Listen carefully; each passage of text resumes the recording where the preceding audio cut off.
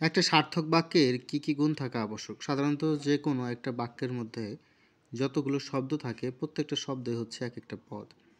তাহলে এই বাক্যের মধ্যে সাধারণত ৩টি গুণ থাকা দরকার। একটা হচ্ছে আকাঙ্ক্ষা, আসক্তি এবং হচ্ছে যোগ্যতা। তো আকাঙ্ক্ষাটা হচ্ছে যে আমরা এই একটা শব্দের পরে আরেকটা শব্দ যদি শোনার একটা ইচ্ছা যে জাগে সেটা। প্রত্যেকটা শব্দ যেহেতু পদ তার মানে একটা পদের পর আরেকটা পদ শোনার ইচ্ছাটাকে হচ্ছে আমাদের একটা আকাঙ্ক্ষা।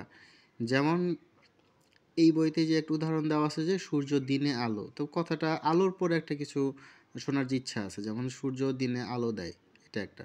আমি যদি বলি আমার দেশের নাম, এরপরে কি হতো? তাই আমার দেশের নাম বাংলাদেশ, এই বাংলাদেশ শোনার যে একটা ইচ্ছা সেটা হচ্ছে আকাঙ্ক্ষা। আর আসক্তিটা হচ্ছে যে শব্দগুলো এলোমেলোভাবে না থেকে যেটার পরে যেটা থাকলে আর কি সুশৃঙ্খলভাবে বোঝা যায় সেটা হচ্ছে আসক্তি। যেমন ধরেন যে আমার দেশের নাম বাংলাদেশ না দিয়ে আমি যদি বলতাম বাংলাদেশ নাম আমার বা এরকম কিছু একটা এলোমেলো দিয়ে দিতাম, তার চেয়ে আমার দেশের নাম বাংলাদেশ পরপর যেই পদগুলো সঠিকভাবে দেওয়া হচ্ছে সেটা।